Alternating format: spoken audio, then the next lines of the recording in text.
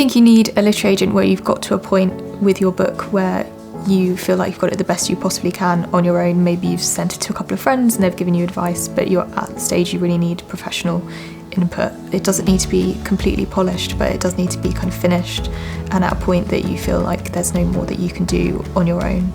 With non-fiction, the best time to get an agent, I suppose, is if you just have a great idea and you're kind of considered an expert in your field or feel like you're writing something a bit different, then all we really need is kind of a concept and can go with you from there. So there's a lot less work that you need to have up front for non-fiction.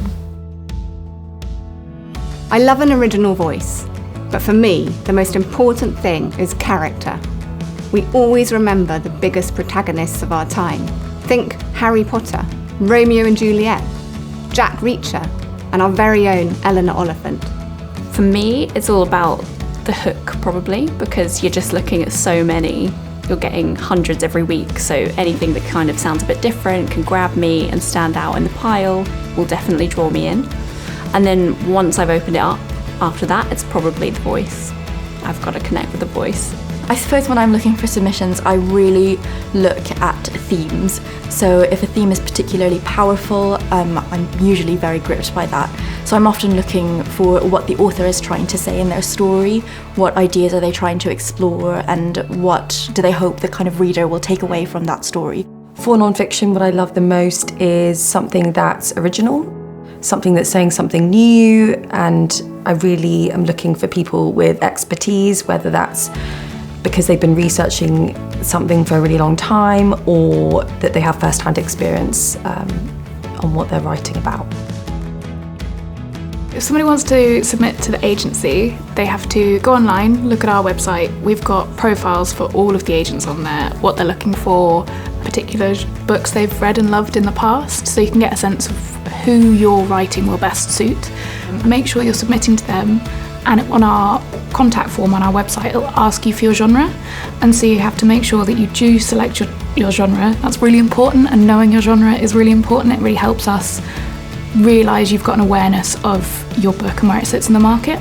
Address the agent directly so it captures their attention, and then along with that I would include in your submission a cover letter along with a synopsis of the story as well as the first 3 chapters of your manuscript. For a non-fiction submission, you should start with a cover letter which tells us why you want to write the book and why you should be the one to write it. Following on from that, a synopsis of what the book's about and preferably some sample writing so we can get a feel for how that book's going to read. So a synopsis tells your story and a pitch sells your story. The pitch is that kind of like one-line thing that will get someone in a bookshop to pick it up. It's kind of, I guess, more similar to a blurb. So the blurb can be vague and leave a lot to the imagination, whereas a synopsis, like, we want all the spoilers. You want to kind of outline those kind of key plot points, the most important things and the details that are going to be going on within your manuscript. It's the idea of summing something up really quickly in just a few words so that you get a whole idea of not just the content of the book, but the tone, comparatives in the market. So the best one that I've ever heard someone use was a pitch for Alien, is Jaws in space. If you were a reader, what would really draw you in? So often a one-line question or kind of a sense of intrigue really helps, what you're reading to find out. Oh, what do I not want in a pitch? Vagueness. Just be as specific as possible, and that helps us do our job as well, because obviously authors are pitching to us, but we're pitching to publishers. The cover letter is a really important part of the submissions process. It's the first thing that an agent will really see when they're looking at the submission, so it's really important to get that right. We usually ask for a one-line pitch, slightly extended blurb, and then a little bit about you, and if there's kind of any relevant inspiration. So if you're a vet and you're writing a book about animals, then we want to know that. Along with that, in a cover letter, it's really useful to sometimes see whether your writing has won any awards before or if any other works have been published in the past. In a non-fiction cover letter, what I really want to know is 2 questions: why you want to write the book and why you should be the one to write it, really. You know, I'm looking for ambition, I'm looking for energy, and I'm looking for excitement. We ask for 3 comparable titles.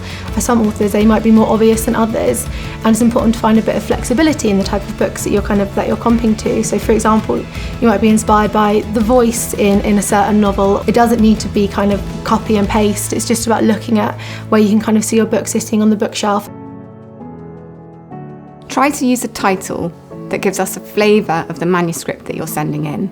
We receive hundreds of submissions, so it's great to have an attention-grabbing title. I think a really, really exciting title can really leap out to you from the submissions inbox, and it makes you kind of want to drop everything and put that book to the top to see if you're as excited by the manuscript itself as you are by its title.